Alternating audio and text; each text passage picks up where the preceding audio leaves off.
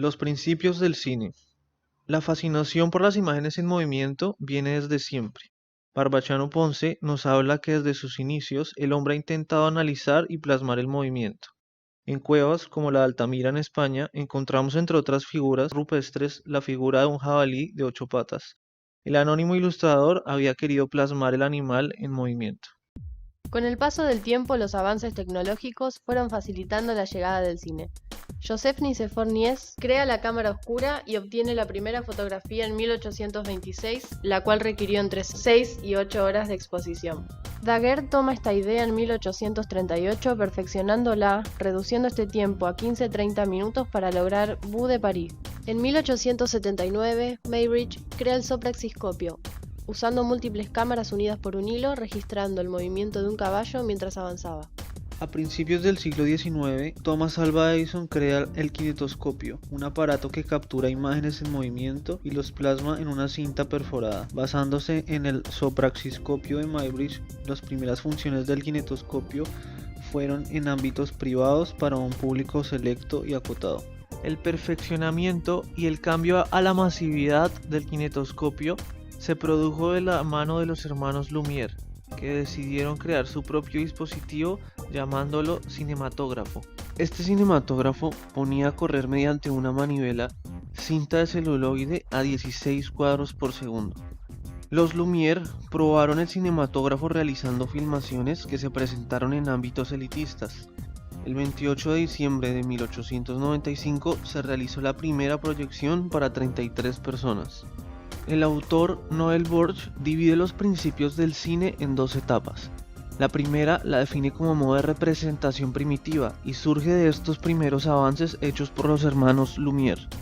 Estos primeros films, por cuestiones técnicas, eran sin clausura. Cuando se acababa la cinta, se acababa el film. Esta es la razón por la cual eran muy breves.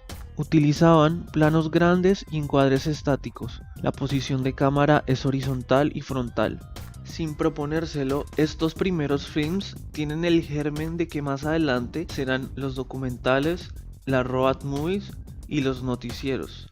En poco tiempo, las proyecciones de los films se convirtieron en un suceso masivo, y una de las características a la hora de exhibir estos films es la conciencia de parte de los espectadores de estar viendo una película, por la presencia de un comentarista y de la música en vivo en la sala. Estas piezas cortas de los Lumière capturaron el día a día de la época. Al principio, los Lumière capturaron imágenes de su propia vida, pero los cortos que más llamaban la atención eran los que retrataban a la misma clase de personas que asistían a las funciones, como la salida de los obreros de la fábrica.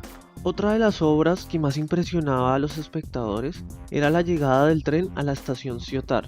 La gente gritaba al creer que la locomotora se venía encima, además del corto del regador regado que presenta un jardinero al que le hacen bromas con su manguera. Pese a su intención naturalista, este fue el comienzo de la capacidad del cine para generar emociones fuertes como el miedo, la adrenalina y las risas.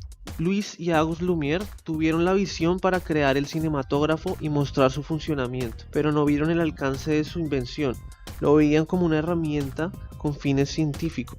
Pero con su popularidad se extendieron las proyecciones a las principales capitales de Europa. Pasó a formar parte de los entretenimientos de feria. Cuando el 28 de diciembre de 1895 Méliès asistió invitado por los Lumière a la mítica primera presentación del cinematógrafo, decidió comprarles una máquina inmediatamente, pero ellos se negaron a vendérsela.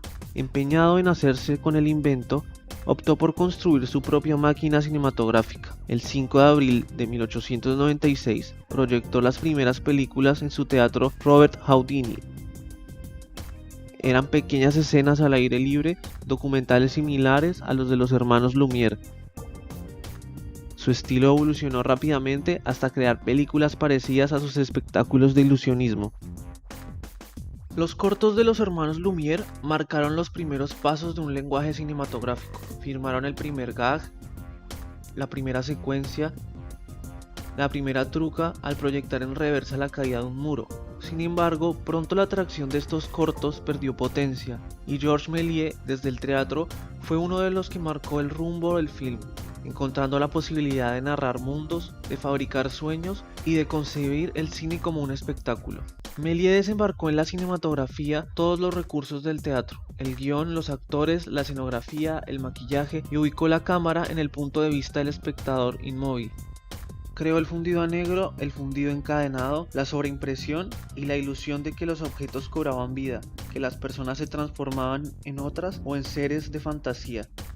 Construyó decorados y vestuarios, siendo de sus trabajos más representativos El viaje a la luna de 1902, inspirada en los relatos de Julio Verne. Fue la pionera del cine de fantasía y del cine de ciencia ficción.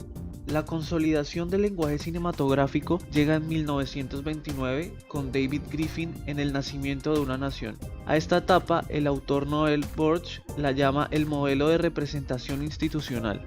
Este modelo ya presenta travelings, montajes paralelos en continuidad y es un cine de integridad narrativa.